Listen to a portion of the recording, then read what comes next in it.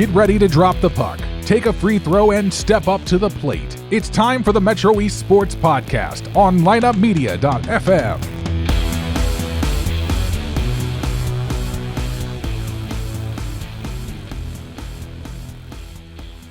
From the Lineup Media Studios, welcome to the Metro East Sports Podcast, Season number 2, show number 42, recorded Monday, November 15th, 2021. Thanks to partners Cassens, Chrysler, Dodge, Jeep, and Ram, Callaway Home Loans, Keller Williams, Marquee, Jeb, and Ginger Blassingame, Integrity Spine and Joint Center, Front Office Fiduciary Network, and Oak Brook Golf Club. What are we talking about tonight? We're talking all things sports in the Metro East. I'm Dave Leip, and as always, the guests make the show. Guest number 3, I'm going to start at the back side of the show first. Guest number 3 is going to be Dr. Langston and pro baseball player Jeff Hartlieb.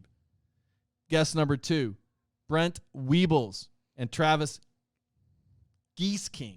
I'm guessing, Giesking, from Highland High School football. A couple of Bulldogs, a quarterback, and a lineman.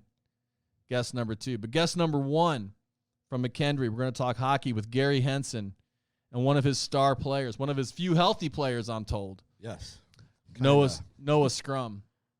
But before we get to talking about the ice, 3 things you can do to help. Number 1, subscribe to our podcast because you love it and it's free. Number 2, follow us in all of our social media platforms. Twitter, Facebook, the Gram, and of course on YouTube. If you don't get on YouTube, you're not going to know that Coach Henson looks like Robert Redford. And number 3, if you have a story idea, email me at mespdave@gmail.com.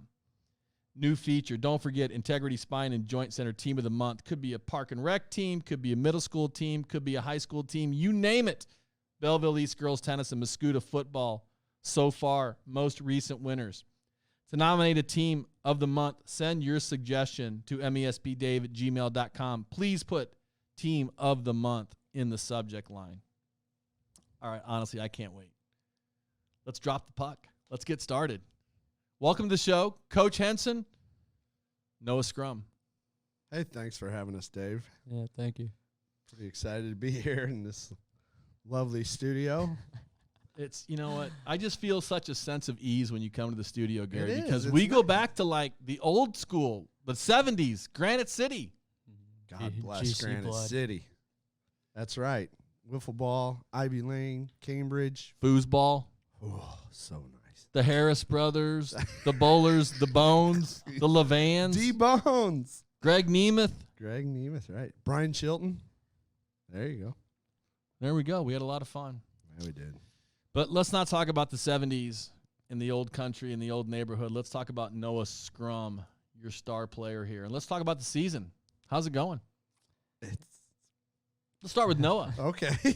Yeah, I mean, so far it's been a little tough just because of injuries and everything, but things are slowly starting to get better. Especially at the Weekend goalie by position, I'm weekend. told, huh? Yeah. Having to forfeit last game was something I've never had to do before. But you're a forward, and you're a goal scorer. They didn't think about putting the pads on you and sticking you between the pipes? See, my freshman year of high school, I played, our varsity goalie got hurt, and I got a background of playing baseball and catching and everything. So we needed a goalie, so I stepped in and only gave up 4 goals on 30 shots in one game. So I asked Garry, and he said no. So He wouldn't put you in there. You're Yeah. too valuable as a forward. Talking to Noah Scrum of Collinsville High School, formerly, where you were you lit up the ice there, if that's possible. 154 goals, 85 assists, 239 points during your career, a 1A championship. You had a great experience at Collinsville High School. Yeah, it was fun. And a lot of the time I got to play with my brother too, and that made the experience a lot better for me. So That made you want to keep playing in college? yeah, and I actually played with them at McKendree the last 2 years. Okay, awesome. All right, when did you start recruiting this young man, Coach? I would say he's probably around 8th grade. Really? Yeah. Yeah. I mean, you know, the connection between Collinsville, Granite City, and that whole kind of thing. I always want to make sure that we're represented well on our team, So being at his brother's games, his older brother Jacob, and then that led into going to some of Noah's games, and didn't catch the game where he played goal or anything. But yeah, I mean, both real good players, really good, just athletic. And so, yeah, we've been following them for a while. I got to think it's a good idea to not proliferate your team with 100% people from all over the world. Because I know your team is very international. I think it's awesome that you bring in kids from everywhere. But if you're not getting Noah, then I think you lose. I think you lose some potential. I love the fact that you've got at least one local kid on your team. Right. And so that's kind of it's not something that, is written out for me or directed to me by my athletic director, but it's definitely something that we've put in place, and we've tried to make sure that happens all the time. And we're currently talking to another Granite City recruit for next fall. We won't mention his name right now, but yeah, I think it's important. I think it shows the commitment to McKendree and McKendree hockey to feature young people from the area and give them a good education and a good athletic experience. I think you're going to get a bunch of Kahawk fans at your games, which is for certain. But I talked to another local college coach about recruiting local players, and he said, "Yeah, but it's got to be the right player. If it's going to be a local kid, it's got to be the right fit." So I know you're not out there just pandering to local kids just to have them on the team. And I didn't mean to. I wasn't implying that at all. But I do think it's great that there's a local kid on there to bring in the local fans. I think it's great that there's a Kahawk on your team.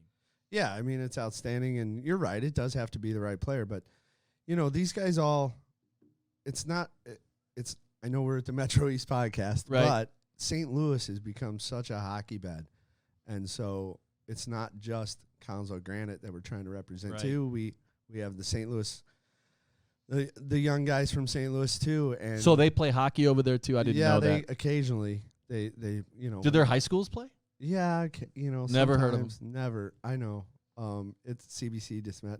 You haven't heard SLU.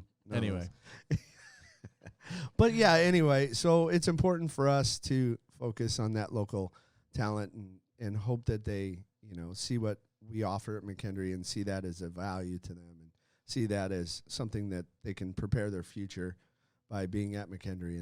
And so we've done a good job with that. And then, of course, internationally, we've done a really good job with that as well. So. Wow. All right, Noah, let's talk about your game. What's the strength of your game? You're a scorer. Yeah, I've had a couple shoulder injuries that have held me back the last couple years. So I've been more trying to play more on the physical side, trying to be more productive down low. Just being physical and Is that how you would describe Noah, coach, as a physical trying player? To stay out of the box. Yeah. So are you getting your share of penalty minutes this year? Yeah, it's been a struggle. Really? I get a lot of palms up. I didn't do anything, and then I remind them that the entire rink saw what happened and stopped doing that. So, no, the best way for me, the best way to describe him, he does have a lot of skill. He's got a lot of speed. He's got an incredible shot. He is healthier this year than he's been in the last two, which is important. But if you want to describe Noah, just if you're a hockey fan and there's a guy on the other team you hate, that's Noah. Asa Tikkanen? Yeah, but we can understand him. We can understand Noah. Right. I got it. Yeah, so that's good. Tough physical player. He's getting under the skin of the other guys, trying to induce that penalty. I'm trying to. Is that fair to say? Yeah. Yeah, he drew 2 or 3 this weekend. Yeah, that were pretty good. Playing both ends of the ice. Yeah, I mean, he does. He's responsible. I mean, we're still learning some things, but are you having to be more responsible now as a collegiate than you had to be in high school? Oh, a lot more. It's the difference is crazy. Is that the biggest difference, or what are the other differences? I would just say the biggest difference is the speed going from high school and everything else to college. Is just a way faster game, and you got to be heads up and thinking way more often. In high school, you're not always playing kids that are good at skating or good at this and that, so it's a lot easier to do things. But most of the kids at this level are very skilled and physical too. So you got to keep your head up because it's easy to get blown up. And the team is 3-8. Yeah, it's with not a rash of injuries. Yeah, and a rash of illnesses. Talk about some of the bad luck you guys have had. Yeah, we've run the gamut from multiple players with concussions, multiple student athletes with concussions, multiple knee injuries, multiple back injuries that have our top 4D haven't even played for us yet, and that's significant. We've had forwards in and out of the lineup, and we've had pneumonia. About half the team had walking pneumonia. We were at University of Central Oklahoma this weekend, and one of their staff, who is minds a penalty box, said, "I can't even believe the number of people that are sick on your bench right now." And I said, "Yeah, we're actually healthier than we were a week ago." But it's not COVID. It's not. We get tested all the time. Most of us are vaccinated. The rest of us get tested constantly, and then when all these symptoms showed up, we all were tested, and we all come back negative all the time. And the pneumonia even, hit the coaching staff. So okay, last time you were here, I loved our conversation. You talked about molding the European style players with the North American style players. I thought that was fascinating conversation. And then I also enjoyed the aspect of the fact that you guys have a D1 team and a D2 team, which I think is cool. So you have all these injuries and these illnesses. Are you able to use your D2 team as a feeder system, or like a farm team, or like a AAA team for your Division I team? Is this helping? Yes, we can. Is that something that other teams, is that a luxury that other teams don't have even? I feel like that's a pretty cool thing. It is a cool thing. It's not uncommon at our level to have two teams. And we can, so Northern Illinois series, for example, we used 6 of the D2 guys came with us, which they thought was probably awesome. I'm sure that they loved the opportunity. And how did they compete? They did well. We won those games, and they pulled regular shifts and really stepped up for us. And the same thing can happen in reverse too. So, for example, the D2 team, both the backup goalies for them failed the hit check concussion protocol last week. So we sent one of our goalies from the D1 team to help them out. So there are some restrictions for the D1 player to the D2 team. There aren't any for the D2 to come to the D1. Gotcha. So if you're a local goalie and you'd like to play hockey this winter, let's call Coach Henson at McKendree University. Yeah, like if we have spaces and possibly could we get him books? Yeah, we can get them books, and we can parking pass at the ice rink. Yeah, we can get you some Ice Time Friday if you want. If you got the Brodeur style or the Dominic Hasek style, we'll work with anything, right? You'll work with anything. Just stop the puck. The body. Yeah, just let it hit you. Put your face in front of it if that's what it takes. There you go. All right. So in an ideal world, and you get these guys back, and you overcome the illnesses, how good can this team be this year? The team can compete for the conference championship. I mean, we're going to have some additions come January. Our top 4D will be back in January, and we have some transfers coming in from some other schools that aren't happy with whatever they're not happy with. So we've talked to them, and you can't talk about those. I can just tell you it's a weird world, though, isn't it, now with the transfer portal? Correct. There will be some new faces on the McKendree hockey team come January. Correct. So that's a cool thing, too, because you start in one semester, and then in January, people can transfer. So your team can look totally different. Correct. How different? Give me like 2 hands different or 1 hand different. What can you don't have to say that. Never mind. I can tell you that there will be somewhere between 3 and 5 new faces. Okay. That's fair. And then you add our 4D that will be back. When do you announce that officially? In January? Yeah, as soon as the fall semester ends. Okay. That's interesting. That's good. I will be able to announce that stuff. Okay. Yeah. Well, that's going to help because you know what? With all the kids you got out, that's a big deal for you. Good for you. Thank you. We're excited. We're still, the season's not over, and we're still excited about it. Okay. No, before we get out of here, I got to ask you, why did you pick McKendree? It all started with the close to home feel, and I really didn't want to go far away. I'm pretty close with my parents, so I really didn't want to be far away from them, and they've always supported me, and come to every game I play and everything else. And touring, the class sizes there are awesome. There's only about like 15 to 20 kids per class, so it's really like I wouldn't say like a high school feel, but the teachers care there more than a lot of other schools, I would say, because you don't have 100 kids in your class where they don't know if you're there or not, and a lot of the time when we skip class, they email Garry, and Garry gets on us, and that's not good. Not when you skip class, but if you were ever to skip class as your agent, I got to remind you that your attendance record is perfect. You've never missed a class except for emergencies. Yeah, obviously. Emergencies only. In all seriousness, learning style is what you just described. Yeah. And kids, if you're listening at home, pick a school that matches your learning style. Not the school necessarily that you see playing football or basketball on television. It's like kids get, but you've got a great situation going on there. It sounds like you appreciate the school for all the right reasons, and I'm glad you're getting to play on the ice, and I wish you the best of luck the rest of the season. And I'm going to come to a game. Good. I'm going to be there. Good. And when you get on the ice, I'm going to throw a giant octopus.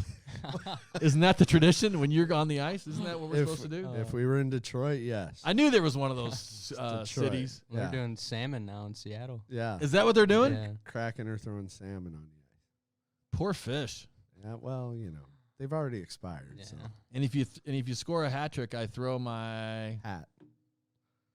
Throw your hat. I was going to take it a different direction. I understand. I was going to say teeth. You're right. No, it's a hat trick. Everybody knows that. I'm being silly. Any hockey talk before we go? Snipe, Selly? Come on. Let's hear it. Let's hear it, Noah. Let's do it. Let's hear some hockey speak. I don't really got much. The Canadian kids are all about that stuff.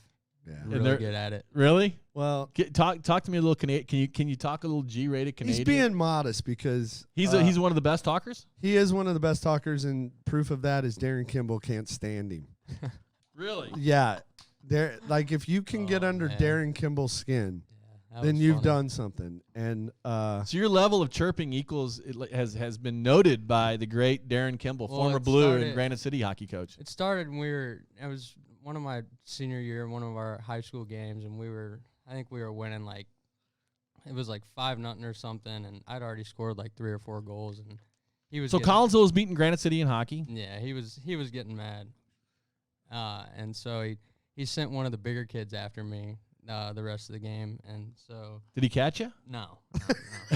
And so I think I scored my 7th goal on him from the blue line, like on a slap shot over. And so I looked at him and I started mouthing off to him. And then after the game, we were going through the line, and he grabbed my hand and wouldn't let go of it. And he was like, "Listen here," and tried talking to me, and I just yanked it out and got off the ice. And then he chased me started walking. We got off the ice. He started walking towards our locker room, screaming at me, and I got him. that's He an was pretty fired NHL up. enforcer that lost his temper to a high school kid. Not in a bad way, in a hockey way. I'm just gonna leave it alone. I'm just gonna leave it alone. It was great. I got a lot of respect for Darin. I don't, Darin's one of my best friends. I don't care. Okay. All right. A 17-year-old at the time, or 16? 17. 17-year-old kid got 18. under an NHLer's skin. You know what? If I had been coaching Granite, you scored 7 goals against me, you probably would have got under my skin too, honestly. So what are you studying over there? Right now I'm studying management, but my goal is to do construction management. So Good for you. All right, guys. Well, I'm wishing everybody to get well soon at McKendree Hockey. I'm going to come out to a game. I'm going to watch you talk, chirp, stay out of the penalty box, score goals, get physical, play both ends of the ice, Right. yeah. snipe Selly. Snipe Selly. Snipe Selly, right? Exactly. All right, give me one of these for the YouTube people. Good job. Great job, guys. Thank you.